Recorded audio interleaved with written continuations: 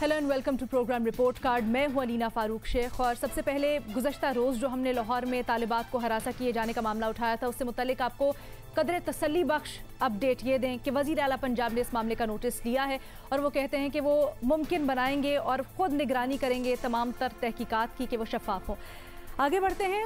Unfortunately अच्छी खबर हमने पंजाब से दी है, लेकिन जो शहरी हवाबाजी है उससे मुतल्लिक कुछ अच्छी खबरें नहीं आ रही हैं। यूरोपीय यूनियन के बाद बरतानिया की सिविल एविएशन अथॉरिटी ने भी PIA की परवाज़ों पर पाबंदी आयद कर दी है। यूरोपीय यूनियन और बरतानिया ने इकदाम पाकिस्तानी पायलट्स के जाली लाइसेंस स्कैंडल और ख़ासकर इसको उठाया था वज़ीर हवाबाजी ने कौमी असम्बली में और इल्ज़ामात लगाए थे, आदाद शुमार पेश किए थे उससे मुतल्लिक और उसको बेस बनाते हुए ये सारा कदम उठाया गया है। ताहम इस मामले पर जब PIA के तर्जुमान से कुछ रोज़ पहले जियो न्यूज़ के प्रोग्राम आज शाहजेब खानज़ादा में बात हुई तो उन्होंने क्या कहा, पहले वो मुलाहिज़ा कीजिए।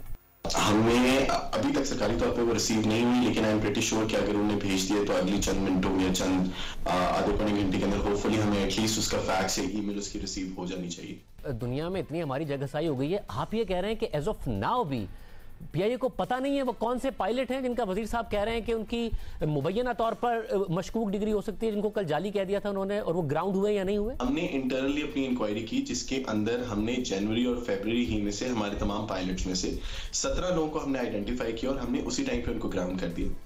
गवर्नमेंट ऑफ पाकिस्तान ने इस मामले के ऊपर इंक्वायरी अपनी शुरू की थी फरवरी 2019 के अंदर और उन्होंने कुछ 15 महीने लगा के इंक्वायरी का रिजल्ट निकाला। हमें भी मिनिस्टर साहब की तकरीर से ही पता लगा कि उसका स्केल बहुत बड़ा है, उसका मैग्नीट्यूड बहुत बड़ा है। हम ये सोच रहे थे कि शायद 17 हमारे पास हैं तो मिल मिला के 20-22 ऐसे हो जाएंगे और 3-4 अगर और होंगे तो हम उनको भी फौरन से पहले ग्राउंड कर देंगे, लेकिन 148 या 150 2 दिन पहले तो 150 का फिगर था, आज अभी पता लगा कि 148 का फिगर हमारे लिए भी बहुत बड़ा था। आपने PIA के तर्जुमान की गुफ्तगू मुलाहिज़ा की, वो ये कहते हैं कि जो अबूरी रिपोर्ट पेश की गई इसमें जो तहकीकात थी वजारत ने या वज़ीर साहब ने इससे मुतल्लिक PIA को एतमाद में नहीं लिया और सिविल एविएशन अथॉरिटी का भी इससे मुतल्लिक अभी तक कोई बयान नहीं आया। बहरहाल जब ये मामला उठा है और PIA को हजीमत का सामना करना पड़ा है तो अपोजिशन की जानिब से हुकूमत के ख़िलाफ़ बड़ी तनकीद की जा रही है और इल्ज़ाम लगाया जा रहा है कि जल्दबाजी में बयानात दिए गए हैं, इसकी वजह से सब कुछ हो रहा है। पीपल्स पार्टी की हैं सेनेटर शरी रहमान, उन्होंने कहा है ट्विटर पैगाम में कि पायलट्स की काबिलियत जांचने के लिए अंदरूनी एहतसाब का तरीक़ाकार अपनाना चाहिए था और ये नहीं हुआ, इसलिए कौम की बदनामी हो रही है।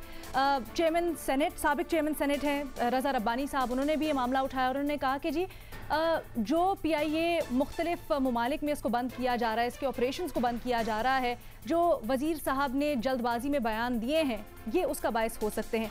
वज़ीर आज़म इमरान खान ने गुज़श्ता रोज़ अपनी तकरीर में इस मामले को उठाया और उन्होंने अपोजिशन की तकरीर जो तनकीद है उसको भी एड्रेस किया और कहा कि ये कहते हैं रिपोर्ट दबा दें, लेकिन अगर हम रिपोर्ट पब्लिश ना करते, रिपोर्ट दबा देते और कोई खुदा न खास्ता हादसा हो जाता तो वो खून मेरे हाथों पर होता। अब कौमी इदारे की गिरती साख की बहाली के लिए क्या हो सकता है, क्या इक़दामात उठाने चाहिए, इस पर अपना बुनियादी सवाल अपने एनालिस्ट से हमारा कुछ यूँ है कि वज़ीर आज़म एक बयान देते हैं, अपोजिशन कुछ और कहती है, तो किसके बयान में या किसके मौक़िफ़ में ज़्यादा ताकत है? वज़ीर आज़म कहते हैं कि ग़ुलाम सरवर ख़ान को रिपोर्ट पब्लिक करने का कहा, या पब्लिश ना करते तो खुदा न खास्ता कोई हादसा होता तो उसका ज़िम्मेदार कौन होता? किसका मौक़िफ़ दुरुस्त है, वज़ीर आज़म या अपोजिशन की ऑप्शंस हैं? और पैनल पर आज हमारे साथ मौजूद हैं हसन निसार साहब, मज़हर अब्बास साहब, मुनीब फ़ारूक साहब, इरशाद भट्टी साहब और शहजाद इकबाल साहब भी हमें ज्वाइन करेंगे। मुनीब, आपसे आगाज़ करते हैं गुफ्तगू का।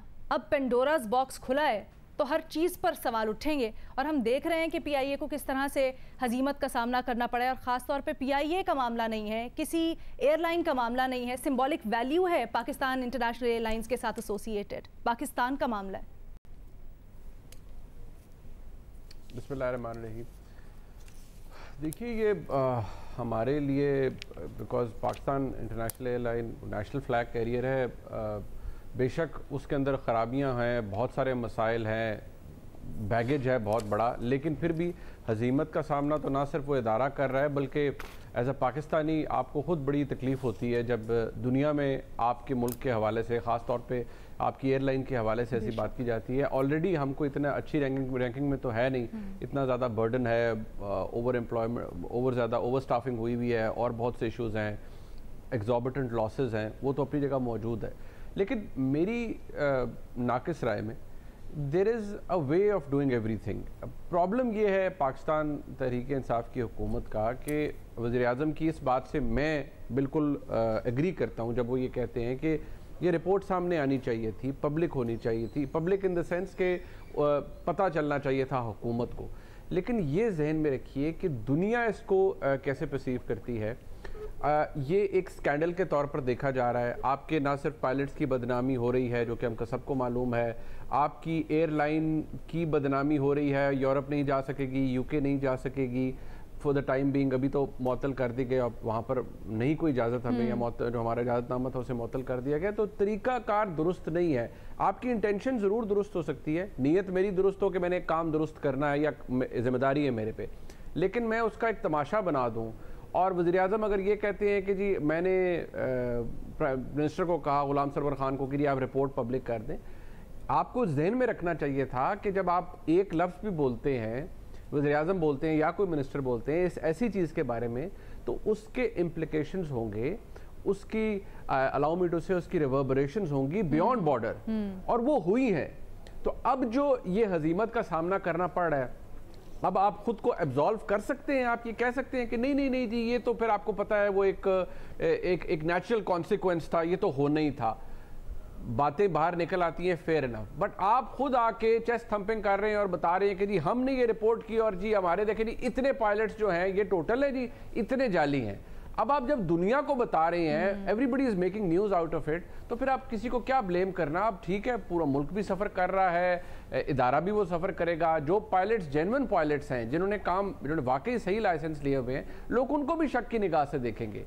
क्या फ्यूचर रह जाएगा उन पायलट्स का जो कि बड़ी प्रोफेशनली ट्रेंड हैं और दुनिया के मुख्तलिफ हिस्सों के अंदर फ्लाइंग कर रहे हैं, नॉट नेसेसरीली PIA, उनको भी शायद लोग, उनके भी एम्प्लॉयर्स उनको शक की निगाह से और ये हो रहा है। वियतनाम में हमने देखा मुख्तलिफ ममालिक से, उसको ज़हन में रखना चाहिए था। मुख्तलिफ ममालिक से खबरें आ रही हैं। मज़हर अब्बास साहब, जिन्होंने CAA से लाइसेंसेस लिए, अब सब के ऊपर शक की निगाह से देखा जा रहा है। मुख्तलिफ ममालिक में पाकिस्तान की जारी करदा लाइसेंसेस के स्टाफ काम कर रहे हैं, उनको भी ग्राउंड कर दिया गया है। तो क्या बेहतर ना होता कि पहले इंक्वायरी कर ली जाती और घर में इंक्वायरी कर ली जाती, उसके बाद पब्लिक कर दी जाती रिपोर्ट, अगर उसमें इतना सब्सटेंस था तो? देखिए, सवाल का जवाब देने से पहले मैं तो सुबह से बहुत डिस्टर्ब हूँ कश्मीर के उस बच्चे की बार बार वीडियो देखकर, और समझ में नहीं आ रहा कि जिस बेचारे की नाना कि कितनी इससे ज़्यादा दर्दनाक वहशियाना इक़दाम और हो क्या सकता है। मेरा ख़्याल है भारत के जो आम आदमी है उसके सोचने का ये सवाल है कि उन्होंने किस बर्बरियत को, किस किस्म के लोगों को लाके बरसर इक़्तिदार बैठा दिया है। कश्मीरी तो अपनी लड़ाई जीत ही लेंगे और कत्लगाहों से चुनकर हमारे अलम और निकलेंगे उस शाख के काफ़िले। जहाँ तक इस सवाल का जवाब है, देखिए इस कमीशन की रिपोर्ट, इंक्वायरी की रिपोर्ट बिल्कुल पब्लिक करनी चाहिए थी। बहुत सी इंक्वायरी की रिपोर्ट्स ऐसी होती हैं जिसके कुछ पोर्शंस आप पब्लिक करते हैं और कुछ पोर्शंस आप पब्लिक नहीं करते। बहुत सी ऐसी चीज़ें होती हैं, आप इस पोर्शन को रोक कर प्रॉपर स्क्रीनिंग करते, उन सारे पायलट्स के ख़िलाफ़ कार्रवाई करते जिन लोगों ने, चाहे वो बोर्ड ऑफ डायरेक्टर्स हैं, चाहे उस वक्त चेयरमैन कौन थे, सेक्रेटरी डिफेंस कौन थे, जो इससे ताल्लुक़ रखते हैं मुताल्लिक़ा लोग, उनके ख़िलाफ़ कार्रवाई करते।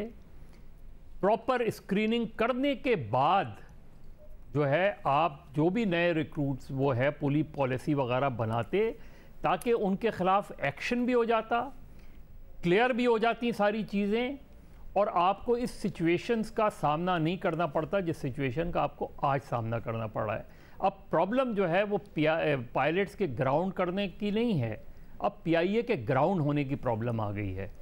और ये जो सूरत हाल है ये किसी भी, और सिर्फ PIA ही नहीं, क्योंकि बहुत से पायलट पाकिस्तान की निजी एयरलाइंस में भी काम कर रहे हैं। अब तो आपको पूरी ओवरहॉलिंग करनी पड़ेगी। बहुत अच्छी बात है, लेकिन चीज़ें इतनी ऐसी टाइमिंग्स होती हैं हर चीज़ की कि अब आपके लिए, अभी आपने उन पायलट्स को ग्राउंड भी नहीं किया और आपने कह दिया कि हमारे 262 पायलट इस तरह के हैं। अभी वो ग्राउंड नहीं हुए हैं, किसी को नाम भी उसका उस वक्त तक नहीं पता था जब ये ऐलान किया गया।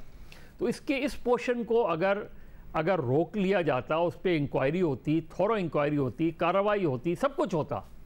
लेकिन हर चीज़, हर इंक्वायरी कमीशन में हर चीज़ पब्लिक करने की नहीं होती। अच्छा। एक्शन ज़रूर होना चाहिए था, और एक्शन बिल्कुल निशानदेही दुरुस्त हुई है।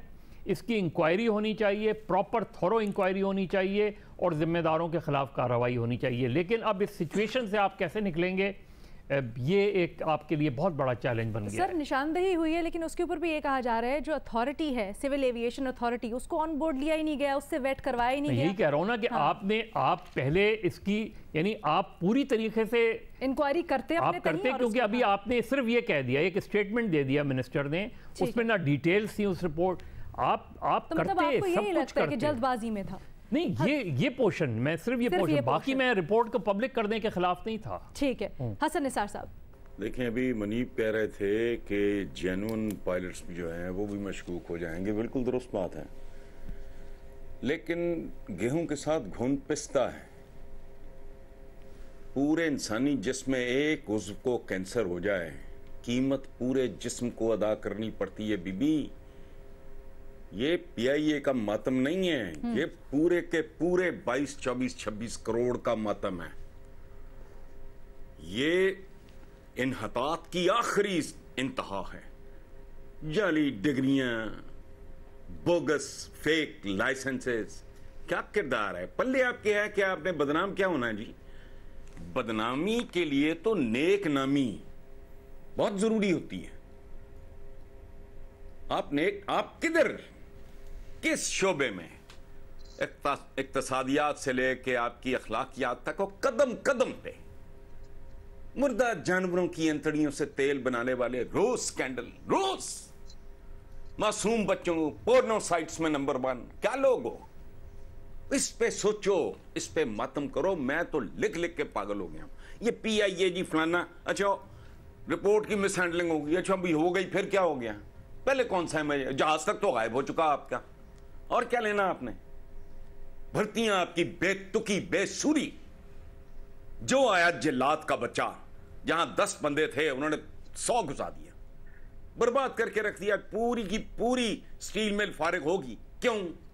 जहां 10 था वहां 100 घुसाया, 10 भी गया। वो ये माइक्रो, ये इस तरह मत देखें चीजों को। ये डेंटिंग पेंटिंग, ये इंजन ठीक होने वाला नहीं है। इंजन तब्दील करो अब, प्लीज डू समथिंग एल्स। इसको पकड़ लो, रिपोर्ट कर दो, ये कर दो, वो कर दो। ये क्या है? कोई मसला हल नहीं होगा आपका। ये स्कूलों वाली बात अभी आप कर रहे थे, ये हर तीसरे स्कूल की कहानी है। यहां वो बाहर निकल आई, लेके बैठ गए, कुछ भी नहीं, गल सड़ चुका है सारा कुछ। एक शेर है, दीवारे खस्तगी हूं मुझे हाथ मत लगा, मैं गिर पड़ूंगा देख सहारा ना दे मुझे। ये एक ऐसी दीवार है जिधर आप उसको टेक देने की कोशिश करते हो, वो ढह जाती है वहां से। आपका ठीक कहां है? सो ये ये हो गया, वो हो गया, ओवरऑल क्या हो गया? पंक्चर हो गया सारा कुछ। टाइटैनिक डूब रहा है पूरे का पूरा, कोई सर पैर ही नहीं है। अवाम और हुक्काम में मुकाबला है कि कौन बुरी परफॉर्मेंस देगा।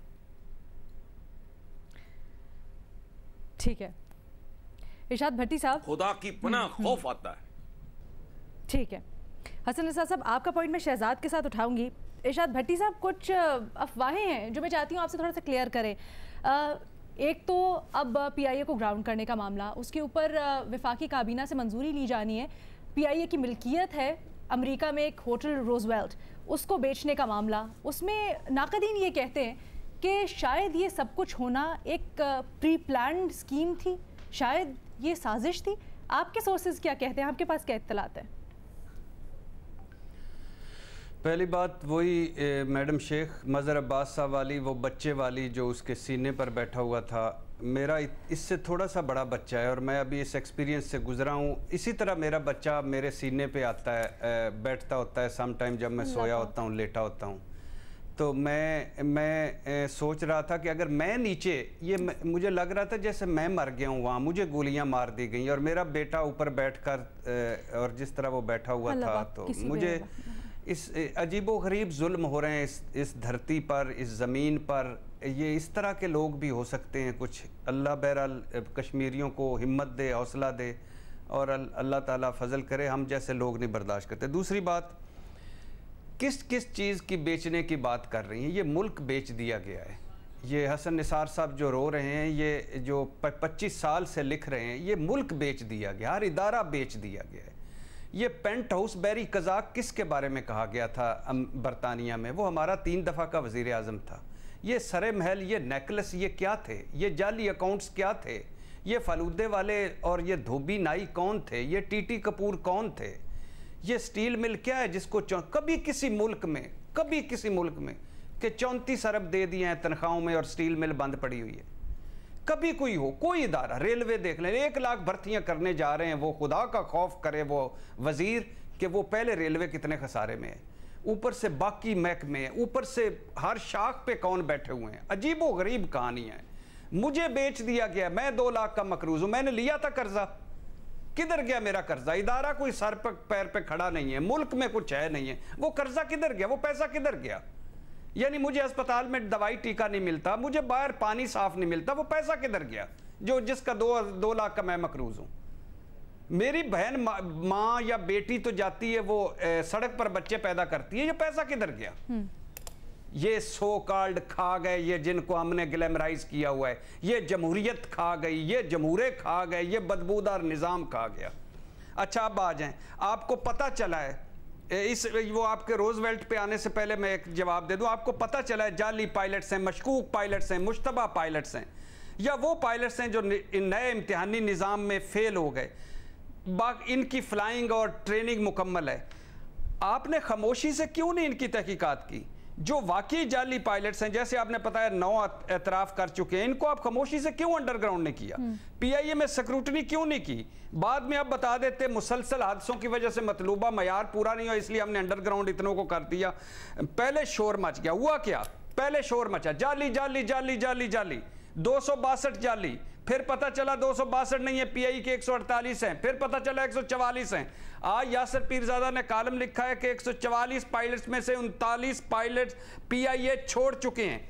इनमें वो मरहूम पायलट भी है जो हवेलिया में मारा गया है। 36 पायलट्स के बारे में मालूमात ही गलत हैं, बाकी 60 बचते हैं। ये 60 पायलट हैं। 60 पायलट्स के लिए आपने पाकिस्तान इंटरनेशनल एयरलाइन, पहला नाम क्या है? पाकिस्तान। उसके बाद क्या आता है? International airline. और ये किन के जमहूरों के हत्थे चढ़ा हुआ है? पाकिस्तान। अच्छा, 2 सरवर खान की सुन ले, 2 तकरीरें, 2 प्रेस कॉन्फ्रेंसेस, 2 TV प्रोग्राम खड़का दिए, और PIA को बाज़ाब्ता अभी तक नहीं बताया कि कौन कौन जाली हैं। प्रोग्राम खड़का दिए, TV टॉक शोज कर दिए। अब क्या है? यूरोप पाबंदी, अक़वाम मुत्तहिदा पाबंदी, अरब अमारात ने वज़ाती खत लिख दिया, और यहाँ PIA का मामला नहीं रहा, निजी एयरलाइंस का मामला नहीं रहा, उन तमाम इंजीनियर्स और उन तमाम पायलट्स का मामला है जो गैर मुल्की काम में करे, वो भी मशकूक हो गए हैं। खाया पिया कुछ नहीं, गिलास तोड़ा 12 आने का। अब आ जाए इस पर, गुलाम सरवर साहब का इंटरव्यू देखें। हमारी काबीना में ऐसे लोग बैठे हैं जिनका वेयर अबाउट्स ही नहीं पता, मुझे नहीं पता, कौम को नहीं पता, किसी को नहीं पता। ये कौन थे? ये अनइलेक्टेड लोग हैं, ये एडवाइजर हैं। निजकारी किसकी करनी थी? PIA की। निजकारी किसकी करनी थी? स्टील मिल की। निजकारी किसकी करनी थी? रेलवे की। निजकारी किसकी हो गई? होटल की। अब क्यों हो रही है? एक मरतबा इमरान खान से अरशद शरीफ ने पूछा कि जुल्फी बुखारी साहब बिजनेस क्या करते हैं? कहते हैं मुझे नहीं पता, एडवाइजर हैं, सुप्रीम कोर्ट ने कहा हुआ है वो काबीना में नहीं बैठ सकते, वो बैठे हुए हैं। और अब ये गुलाम सरवर साहब, सुना जा रहा है मुबैना तौर पर गुलाम सरवर साहब और उनकी आपस में चपकलश है, और ये सारे मामलात में बहुत सारे ये जो काम हो रहे हैं ये दोनों की वजह से हो रहे हैं। अब होटल क्यों जा रहा है भाई? कौन ले जा रहा है? किसकी तरफ जा रहा है? क्यों इसको सबसे पहले निजकारी की जा रही है? ये बड़े सवाल हैं, ये बहुत बड़े सवाल हैं। ये होगा नहीं, ये देख लीजिएगा, बहुत इसके रिजल्ट, लेकिन ये जो ये कर रहे हैं ये बहुत गलत है। ये बहुत नहीं, अगर किसी मसलहत के तहत करना भी है तो इस वक्त जब वैसे ही प्रॉपर्टी के रेट्स इतने नीचे हैं, मतलब मुझे नहीं पता, आई नो एक्सपर्ट, लेकिन फिर भी पुरानी नजर, बहुत पुरानी नजर है इस पर। बहुत लोगों ने ट्राई की, अब ये भी ट्राई कर लें, बेच लें सारा कुछ, एक दिन करें, पाकिस्तान को प्लाटों में तकसीम करके बेचें। और सही कह रहे हैं हसन साहब, यही तो टाइम है करने का। प्लाटों में तकसीम करके इस मुल्क को, सिंध का इलाहा बेच दें, पंजाब इलाहा बेच दें, केपी के इलाहा बेच दें, बलूचिस्तान इलाहा बेच लें, और मुझे बता दें कि मैं किस प्लाट में आऊंगा, मुझे भी बेच दें। बेच तो दिया है जालिमों, और जालिमों मर जाओगे खुदा की कसम। चलिए शहजाद को भी शामिल गुफ्तगू करते हैं। शहजाद, हमने प्रॉब्लम्स आइडेंटिफाई कर ली, लेकिन ये बताएं कि अब इसका हल क्या है? कुछ लोग तो ये भी कह रहे हैं कि बड़ा अच्छा मौका है, अब PIA को आप मुकम्मल तौर पे शट डाउन करें और दोबारा से इसको रीवैम्प करें। ये क्या काबिल अमल तजवीज़ है? देखिए, पहले तो हुकूमत की गलती कहां थी उसको जरा आइडेंटिफाई करना जरूरी है। इसमें तो कोई दो राय नहीं है कि जिन पायलट्स ने वायलेशन की है प्रोसेस की, उनको ग्राउंड करना चाहिए, उनको आप बरतरफ करें, उनके खिलाफ एक्शन आप लें। और साथ ही साथ ये भी जरूरी है कि आप बताएं लोगों को, उसमें भी कोई मसला नहीं है कि हमने ग्राउंड कर दिए, लेकिन जो तरीकेकार पूरा अडॉप्ट किया गया हुकूमत की तरफ से, उसमें उनकी नाअहली नजर आती है। पहले दिन हमें ये बताया गया, फ्लोर ऑफ द हाउस ये बताया गया कि इन पायलट्स के पास जाली लाइसेंस है, ये फेक पायलट्स हैं। जब ये आपने बता दिया तो एक खबर बनी पूरी दुनिया में, CNN, BBC ने, तमाम लोगों ने खबर को उठाया कि यार पाकिस्तान में हर 3 में से एक पायलट ही फेक है। तो जहन में क्या आता है लोगों के कि ना इन पायलट्स के पास तरबियत है, ना इनकी ट्रेनिंग हुई है, ना इनको जहाज उड़ाना आता है। ये पहली चीज आती है आपके जहन में जब आप इस तरह की खबर सुनते हैं। लेकिन हकीकत क्या थी, ये सही तरीके से एक्सप्लेन नहीं किया गया। मामला ये था कि जो उनका टेस्ट था, किसी ने बेईमानी से पास किया, किसी ने चीटिंग करके पास किया, जो प्रोसेस था वो फॉलो नहीं किया गया। तो अगर आप ये बताते आके फ्लोर ऑफ द हाउस के जो प्रोसेस था लाइसेंस हासिल करने का, उसको सही तरीके से नहीं अडॉप्ट किया गया, वो फॉलो नहीं किया गया, उसमें वायलेशन है, तो शायद दुनिया भर में इतनी खबर ना बनती। आपने बता दिया फेक पायलट्स हैं, फेक लाइसेंसेज हैं, तो सबने सोचा कि शायद सिविल एविएशन से इन्होंने लाइसेंस ही नहीं हासिल किया है। दूसरा बड़ा अहम नुकता यह कि आपको पहले बताना चाहिए था, एयरलाइंस को बताना चाहिए था, PIA को बताना चाहिए था कि ये पायलट्स हैं जो कि जिन्होंने अपना लाइसेंस ठीक तरीके से हासिल नहीं किया, इनको आप ग्राउंड कर दें। ना PIA को पता था 4 दिन तक, ना पाकिस्तानी पायलट जहां जहां दुनिया में जहाज उड़ा रहे हैं उनको पता था। उन एयरलाइंस को भी बताना चाहिए था कि इनमें कौन कौन से ऐसे पायलट्स हैं जिनके पास मुश्तबा लाइसेंसेज है, उनको आप ग्राउंड कर सकते हैं। बाकी बिल्कुल क्लियर है, ताकि पूरा पैनिक सिचुएशन ना फैलती। और फिर जो लिस्ट है, उस लिस्ट को भी किसी ने वेरीफाई करने की कोशिश नहीं की। इस लिस्ट में ऐसे लोग हैं जिनके नाम के आगे लिखा हुआ है कि 9 पर्चों में वो फेल हुए, जबकि टोटल पर्चे 8 होते हैं। किसी कोई पायलट रिटायर हो चुका है, उसका नाम भी उस लिस्ट में शामिल किया गया है। कोई कहता है मैंने तो अभी इम्तिहान ही नहीं दिया, उसका लिस्ट में भी नाम शामिल है। तो सारा का सारा प्रोसेस जिस तरीके से गवर्नमेंट ने हैंडल किया ना इसको, वो बहुत ही उनकी नाअहली इसमें वाजे हो गई है। और मुझे समझ नहीं आ रहा है कि अगर इमरान खान साहब कहते हैं कि सबका एहतसाब होगा, तो कम से कम हम अपनी अंदर सफों से शुरू करें। एविएशन मिनिस्टर ने उस एयरलाइन के साथ एक और जुल्म किया जो पहले ही नुकसान में चल रही है। अब यूरोप में हम बंद हैं, हमारे पायलट्स ना वियतनाम में काम कर सकते हैं, और शायद दूसरे ममालिक से भी इसी तरह की खबरें आना शुरू हो गई हैं। तो कम से कम आप जो इसका प्रोसेस है, जो तरीकेकार था इसको पब्लिक करने का, उसको तो ठीक तरीके से इस्तेमाल करते। जो अल्फाज थे उसका चुनाव तो आपका कम से कम केयरफुल होना चाहिए था। लेकिन नहीं, यहाँ पे तो एक वो रेस लगी हुई होती है कि टीवी पे कौन जाके पहले बात करता है, कौन ये बताने की कोशिश करता है कि हम देखें, हमने आइडेंटिफाई किया है कि इसमें नुकसान क्या है। आप बेशक करें, लेकिन एक तो हकीकत पर मबनी जो बात है वो करें, और इस तरह के मसाइल को इस तरह ना डील करें कि उससे और ज्यादा नुकसान हो जाए, बजाय इसके कि आप उसको आप अगर आप कोई नुकसान को, आप कोई गलत चीज को आप हाईलाइट करते हैं, आइडेंटिफाई करते हैं, तो इसलिए करते हैं ताकि उस इदारे को ठीक करें। ये तो नहीं करते ना कि उस इदारे को मजीद मार दो। ये हरकत की एविएशन मिनिस्टर साहब ने, और मेरे ख्याल से इसकी इंक्वायरी करनी चाहिए इमरान खान साहब को सबसे पहले कि किस तरीके से इसको डील किया गया है मामले को। ठीक है जी, यहाँ पर हम जी छोटा सा ब्रेक लेंगे और उसके बाद दूसरा सवाल एनालिस्ट के सामने रखेंगे। Take a break.